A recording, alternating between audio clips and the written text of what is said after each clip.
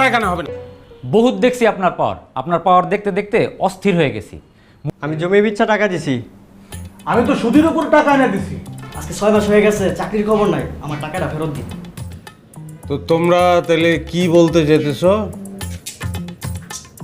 তোমাদের এই টাকা আমি খেয়ে ফেলাইছি? হ্যাঁ ফেলেছেন তো। ভাই চুপ! তোমরা কার সামনে দাঁড়ায় কথা বলতেছো জানো? একদম হিসেব করে কথা বলবা। চুপ! আমি সায়েম চৌধুরী, 10-20 লাখ টাকা খুদ খেয়া পেট নষ্ট করবো আমি। আর তোমাদের টাকা যদি আমি খাইয়াও ফেলাই, তোমরা কি করতে পারবা? ঘোড়ার আন্ডা, কিচ্ছু করতে পারবা না তোমরা। আমি জাস্ট পিয়নরে বলবো তালা মারতে, ফোন করবো 10 মিনিটের মধ্যে পুলিশ আসবে, বলবো ডাকাতি করতে আসছে, কেউ ছাড়াইতে পারবে না। সেই ক্ষমতাটা আমার আছে, কেউ পারবে না, কেউ না। কিন্তু আমি এটা করব না,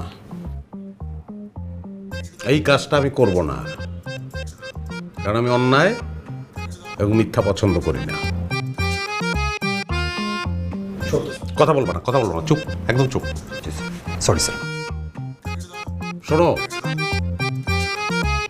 চাচাকে আমি তোমাদের কথা বলছি, সব তো রেডি ছিল।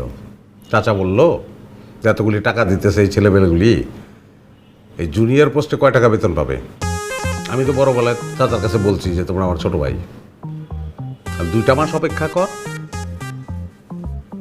সিনিয়র পোস্টে এদের চাকরি দে, ভালো বেতন পাবে। আমি অন্যায় যেটা করছি, ভুল যেটা করছি, সেটা হলো তোমাদেরকে আমি জিজ্ঞেস না করে চাচারে কথা দিছি যে হ্যাঁ 2 মাস আমরা অপেক্ষা করব।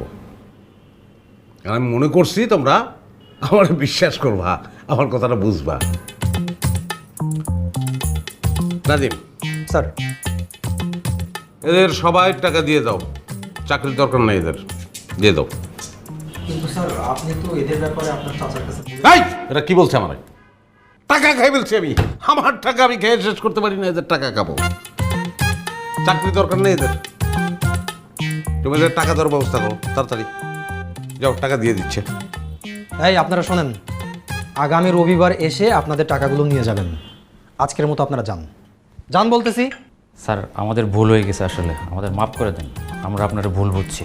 তোমরা আজকে যে আচরণটা আমার সঙ্গে করছো, এটা 2-4-10 বছরে এই আচরণ করার সাহস কেউ দেখায় নাই, অতিরিক্ত করে বলছো।